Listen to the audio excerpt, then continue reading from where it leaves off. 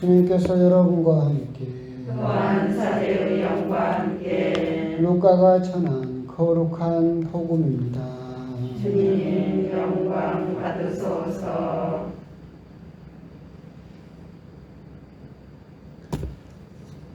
하늘에 올라가실 때가 찾아 예수님께서는 예루살렘으로 가시려고 마음을 굳히셨다.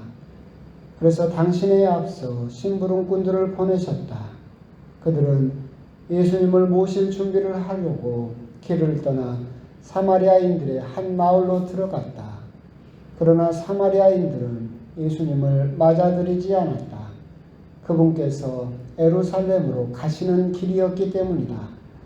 야고보와 요한 제자가 그것을 보고 주님, 저희가 하늘에서 불을 불러내려 저들을 불살라 버리기를 원하십니까? 하고 물었다. 예수님께는 돌아서서 그들을 꾸짖으셨다. 그리하여 그들은 다른 마을로 갔다. 주님의 말씀입니다. 그리스도님 참여합니다.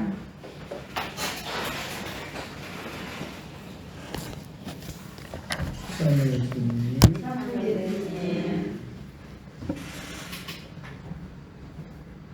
오늘 전기공사가 됐습니다. 그래서 아까 보신 분들은 이제 성당에 가셔서 불 켜면 불도 들어오고 환하니 좋습니다. 또 신문이나 뉴스를 보게 되면 또 이란에서는 또 뭐 히잡이라는 것 때문에 나라가 시끄럽다라고 하는 것도 얼핏 들으셨을 거예요. 재밌는 게 그 일의 이제 시작은 사도 바오로죠.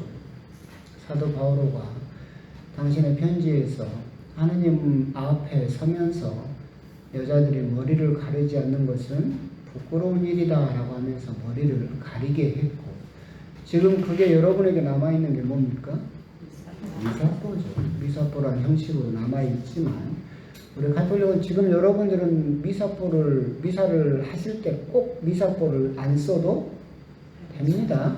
미사포는 폐지됐어요. 근데 우리나라 교회의 전통상 우리 신자들은 벗으라게도 안 벗어서 쓰라고 되어 있긴 하지만 그게 이제 차별의 한 상징처럼 생각이 들어서 이제는 의무화되지 않았고 미사 때만 쓰는 그 미사포가 이제 넘어가서 이슬람이 종교가 되면서 이슬람 종교는 마호메트라고 하는 그 예언자가 결국은 그리스도교에다가 그 아랍의 토속 신앙을, 민간 신앙을 섞어서 만드는 것이 이슬람 종교인데, 그러다 보니까 그리스도교의 대부분의 또 교리라든가 이런 것들을 받아들이면서 사도 바오로의 그 말을 또 받아들였죠. 그래서 여자들에게 머리를 가리게 했고, 이것이 시대가 지나면서 이제는 머리만 가리는 게 아니라 온 몸을 가리게 되는, 심지어는 이란에서는 여자가 머리를 가리는 히잡을 쓰지 않으면 벌거벗고 다니는 것과 같다라고 할 정도로 굉장히 강조를 하는 그런 전통이 생겼죠. 그런데 그걸 보면서 그런 생각이 들었어요.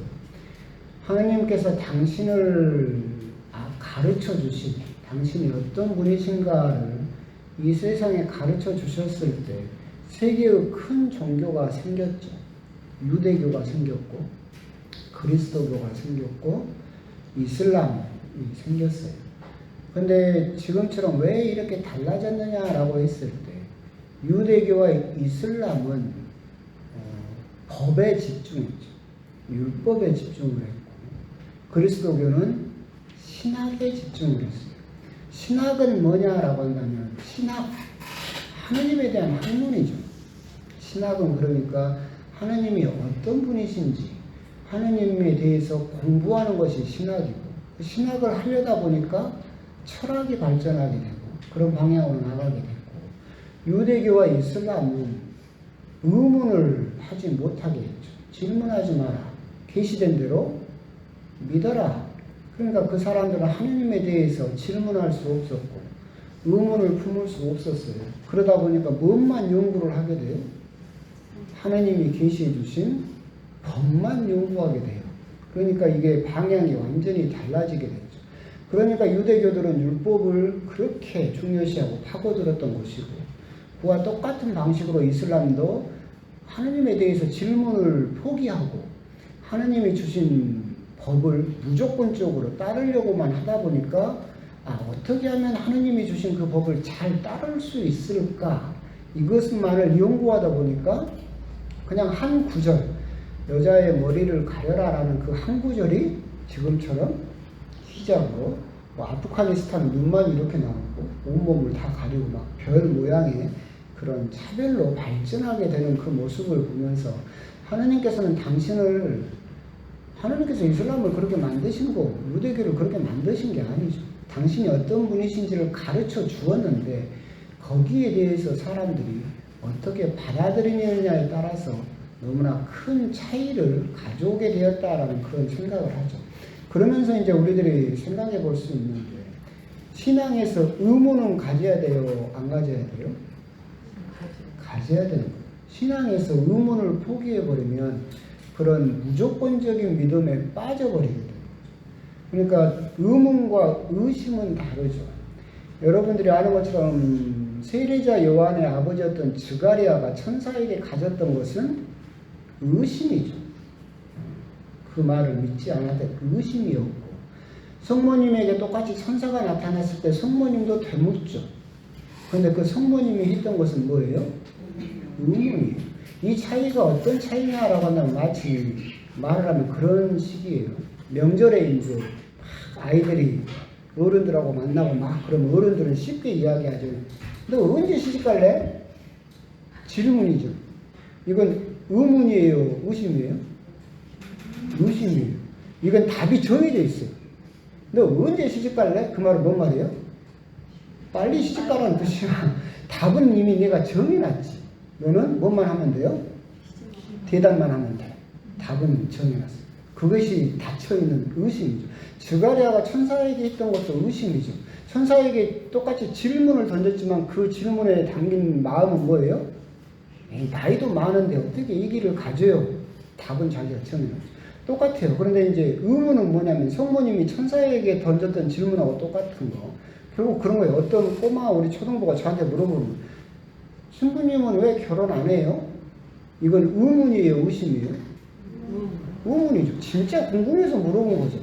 그렇죠. 성모님이 천사에게 물어본 것도 똑같은 거예요. 어떻게 그런 일이 가능하겠습니까? 이 몸은 처녀인데, 이것은 이런 일은 불가능하다라는 뜻이 아니라 진짜로 궁금해서 물어봤던. 그래서 천사가 거기에 대답을 했던 거예요. 신앙은 여러분들이 답을 정해놓고 던지는 의심은 하면 안 돼요. 이미 하느님은 안 계셔 라고 하는 답을 내놓고 하느님은 계십니까? 라는 질문 자체는 하면 안 되겠지. 그런데 의문, 답을 찾는, 하느님은 정말 계실까? 라는 의문은 여러분들이 해야 돼요? 안 해야 돼요? 해야 된다. 그런 의문이 없는 신앙은 고여있는 신앙이고 결국은 썩어버리는 신앙이에요. 그런 의문을 던지지 않으면 어디에 집착을 하게 돼요? 법에 집착을 해요. 어떻게 하면 잘 지킬까? 어떻게 하면 어긋나지 않을까? 그렇게 발전을 해버리게 됩니다. 그러니까 지금도 이만이라든가 안상의 하나님의 교회라든가 그런 데 가다 보면 거기서 끊임없이 강조하는 게 뭐예요? 안식일 지키세요? 초막절 지키세요? 광월절, 유월절 지키세요? 그렇게 돼버려요. 법을 잘 지키느냐. 그래서 법을 잘 지키면 하느님을 믿는 것이다. 의문하지 마라. 질문하지 마라. 그렇게 굳어버린 신앙. 그러다 보니까 그것이 지금과 같은 히잡과 같은 아니면 다른 모습으로 사람들을 억압하는 그런 모습으로 드러나고 있는 것은 아닐까. 참 하느님께서 우리 인간들에게 당신의 모습을 보여주신 세 개의 큰 종교, 유대교, 그리스도교, 이슬람이 왜 그런 서로 다른 모습을 보여주는가에 대해서 자세히 들여다보면 의문을 던지지 않는 그리고 법에만 천착하는, 집중하는 그런 믿음을 가지게 되면 결국은 그렇게 사소한 것, 히잡이라든가 그런 것에 매달리게 되고 몰두하게 되는 왜곡된 신앙을 가지게 되어버릴 것이다 라고 하는 점, 그런 점에 대해서도 여러분도 한번 생각을 해보셨으면 좋겠고, 여러분 마음속에 정당한 의문이 들었을 때 중요한 것은 의문을 가지는 것은 전혀 죄가 아니에요. 근데 더 죄는 뭐예요? 그 의문을 해결하려고 하지 않을 때. 여러분들이 궁금한 게 있어. 생겼어. 성경을 읽다 보니까 예수님이 왜 이런 말씀을 하셨을까라는 순수한 의문이 들었어. 그럼 여러분들은 대부분 어떻게 해요? 덮어놓고 넘어가지. 에이, 의심 품으면 안 돼. 에이, 무조건 믿어야 돼. 라고 하면서 넘어가 버리면 여러분들 신앙은 항상 그 자리에 그냥 머물러 버릴 수밖에 없다. 그래서 중요한 것은 의문을 가져라. 그리고 하나님께 질문을 던져라. 그리고 그 질문의 해답을 여러분들이 찾아라. 그래야만 여러분들의 신앙은 성장할 수 있다라고 하는 점. 그런 점도 한번 아울러서 생각을 하셨으면 좋겠습니다. 뭐 잔소리가 엄청 길었는데 복음은 짧아서 그런 겁니다. 원래 복음이 짧으면 잔소리가 길어지는 거예요. 왜? 할 말이 없으니까. 오늘 복음은 이제 예수님께서 예루살렘으로 들어가시는 그 결정을 하시고 분위기가 전환되는 분위기예요. 즉 갈릴리아에서 당신은 복음 선포를 하시다가 이제 때가 찼다라는 것을 아시고 예루살렘으로 가시려고 마음을 굳히시면서 첫 발을 내밀었더니 사마리아 사람들이 예수님을 받아들이지 않았다라고 그렇게 되어 있죠. 이 부분에 대한 배경 이야기도 한참 긴데 짧게 이야기를 하면 그렇습니다. 그러니까 이제 여러분들이 좀 성경 공부를 하실 필요가 있는데 또 이야기를 하는데 다윗 이후에 통일 왕국을 이스라엘 사람들이 세웠어요. 그러죠? 그 다윗이 솔로몬에게 물려주죠. 근데 솔로몬은 막 흥청망청하고 막 우상 숭배를 많이 했어요. 솔로몬 아들 때 나라가 남북으로 쪼개진다고 그랬죠? 북쪽은 10개 지파 이름이 이스라엘이고 남쪽은 2개 지파 이름이 유다예요. 유다 왕국인데 그렇게 두 왕국이 또 막 서로 싸우면서 우리나라 남북한처럼 그렇게 막 있었는데 이 북쪽이 먼저 멸망당해요. 아시리아라는 대제국에 멸망당하고 그래서 막 이민족들이 들어오고 아시리아로 끌려가고 그러게 되고 300년 후에 이 밑에 유다 왕국이 멸망당하거든요. 이 사마리아가 어디예요? 북쪽 왕국의 수도였어요. 그러니까 이스라엘 왕국의 수도였던 데였는데 남쪽 왕국에서 봤을 때 그때 말씀드렸잖아요. 북쪽에 이스라엘의 자기 원래 민족이었던 사람들을 보니까 이 민족들이 와가지고 어떻게 돼버렸어요? 피가 섞여버렸다. 혼혈돼버렸다. 서로 막 이 민족들이 결혼하면서 피가 섞였다라고 생각을 했어요. 그래서 남쪽도 나중에 멸망당하고 나서 바빌론이라는 나라에 멸망당하고 나서 바빌론을 끌려갔다고 했죠. 다시 되돌아왔어요. 그때가 여러분들이 에즈라 느헤미야의 배경이에요. 에즈라 느헤미야가 와서 딱 보니까 북쪽은 수백 년 동안 피가 섞여버렸고 남쪽은 이제 막 또 섞이고 있고 그래서 에즈라 느헤미야를 보시면 에즈라 느헤미야의 종교개혁 중에 중요한 게 뭐냐면 이방 민족하고 결혼한 부부는 헤어져라. 이혼해라. 그리고 이방 민족과 난 사이에 자녀가 있으면 어떻게 해라? 쫓아내라. 강제로 다 이혼을 시켜버려요. 그래서 막 그 부부들이 울고 불고 막 못 헤어진다고 했던 그 사건이 나. 그러니까 그렇게 이혼을 시켰던 이유가 뭐예요? 순혈, 피를 지키기 위해서. 그래서 이스라엘 민족을 이방 민족과 결혼한 사람을 강제로 이혼시켜갖고 누구하고 결혼을 시키는 거예요? 이스라엘 민족하고. 그러면 깨끗한 이스라엘 민족을 지킬 수 있다라고 생각을 하게 되는 거죠. 이 사람들 생각에서는 그래서 에즈라 느헤미야에 보게 되면 이 사람들이 다시 성전을 재건하려고 해요. 그리고 예루살렘 성을 다시 재건하려고 할 때 사마리아에 있던 북쪽에 있던 사람들이 와서 자기도 같은 이스라엘 민족이다. 나도 너희들하고 같은 민족이니까 나도 너희들을 도와주겠다라고 해요. 처음 들어요? 성경을 좀 봐요. 도와주겠다고 해요. 그래서 에즈라 느헤미야가 그 도움을 받아요, 안 받아요? 안 받아요. 왜 안 받아요? 너희들은 더럽다. 안 받죠. 그러면서 북쪽과 막 알력이 생겨요. 그래서 나서 북쪽 민족을 새로 지은 성전에서도 안 받아줘요.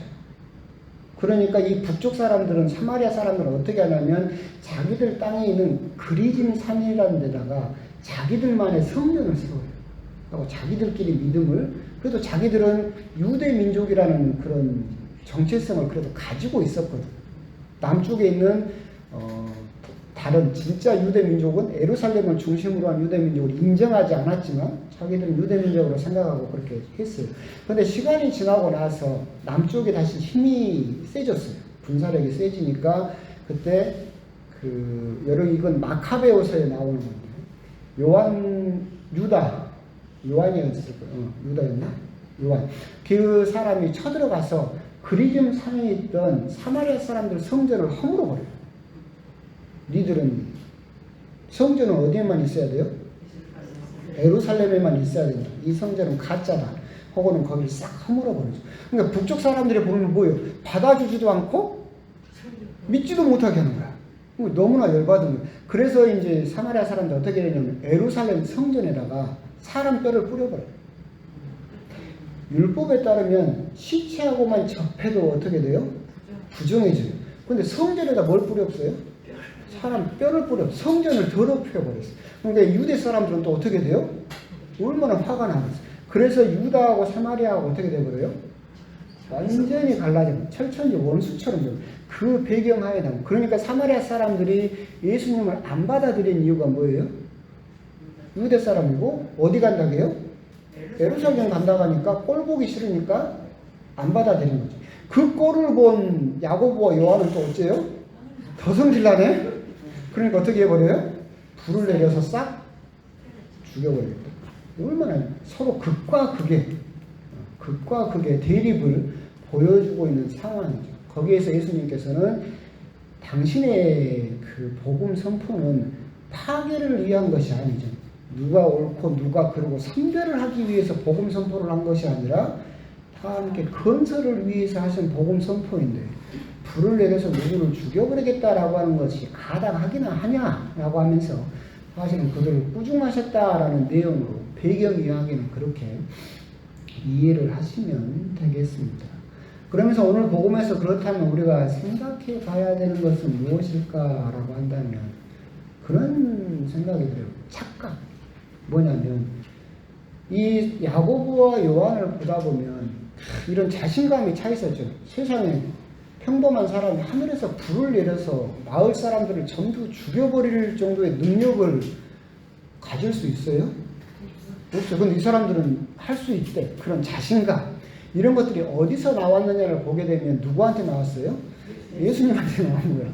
예수님의 기적들을 보니까 죽은 사람도 살리고 병자도 치유하고 중풍병자도 이렇게 세워버리는 그 기적들을 보니까 자신감이 어떻게 된 거예요? 부풀어 오른 거예요. 그러니까 나도 뭘 할 수 있을 것 같아요? 예수님만 옆에 있으면 하늘에서 불을 내려서 그 큰 일을 할 수 있을 것처럼. 그래서 야고보와 요한을 보고 있으면 누구 힘을 자기 힘으로 착각하고 있는 거예요? 예수님의 힘을 자기 힘으로 착각하고 있는 거죠. 그러니까 이런 것들의 이제 대표적인 것이 이런 거잖아요. 하느님이 해주신 일을 자기가 했다고 생각하는 거죠.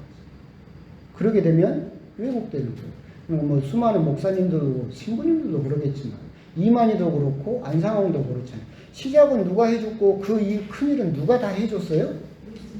하느님, 예수님이 해줬어. 근데 그것을 누가 했다고 착각하는 거예요? 자기가 했다.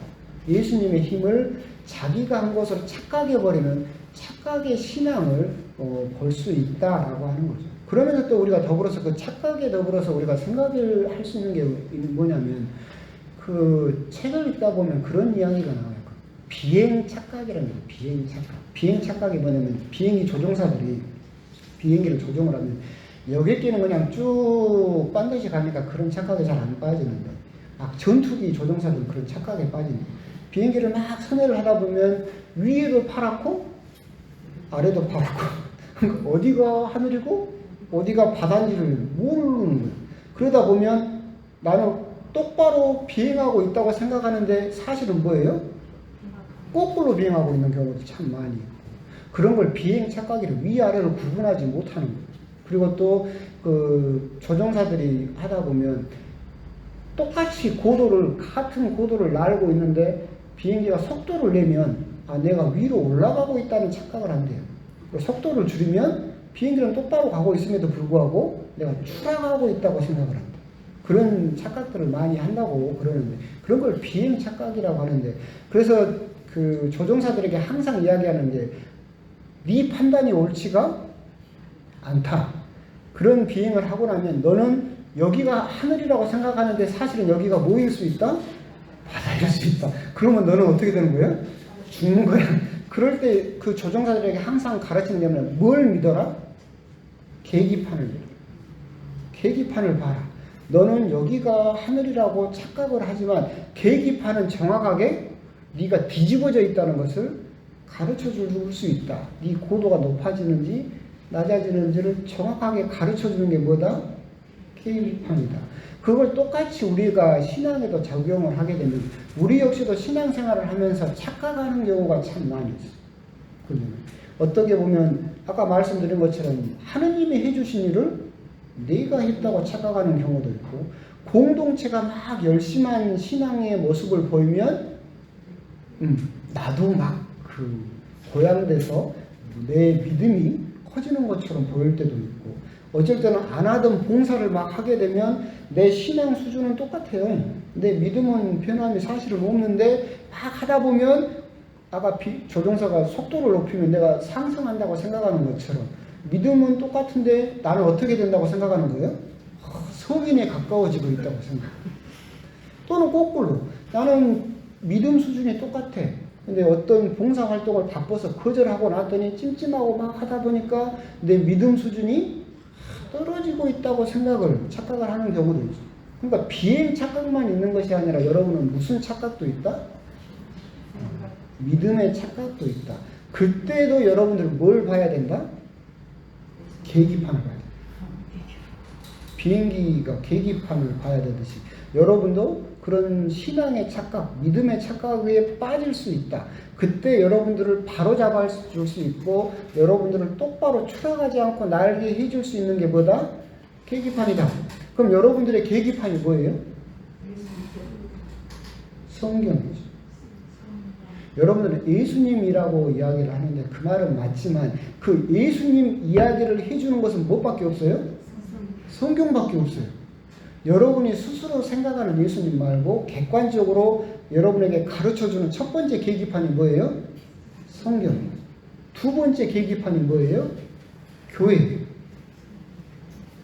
교회가, 카톨릭 교회가 여러분에게 가르쳐주고 있는 교리라거나 세상에 대한 이야기라든가 그게 정확한 계기판이죠.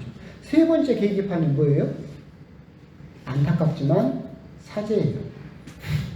이 사제도 계기판이 조금 고장나는 계기판들이 자주 있긴 하지만 여러분들이 믿음을 가져야 돼. 이 계기판도 가끔은 잘 작동해요. 우리 신자들이 이 계기판을 잘 안 믿는 경우가 좀 많이 있긴 한데 여러분에게 주어진 계기판은 성경, 그리고 교회, 그리고 사제. 이 세 개의 계기판을 여러분들이 수시로 확인을 해요. 내가 잘 가고 있느냐?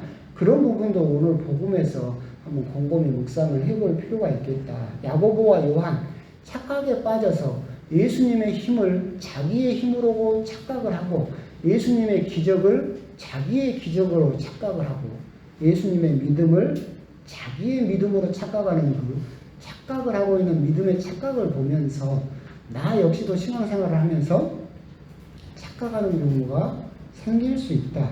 그때 여러분들이 가진 세 개의 계기판을 수시로 확인하면서 내가 하고 있는 것이 교회가 가르치는 것과 어긋난다. 그러면 계기판을 보고 계기판을 고쳐야 돼요? 나를 고쳐야 돼요?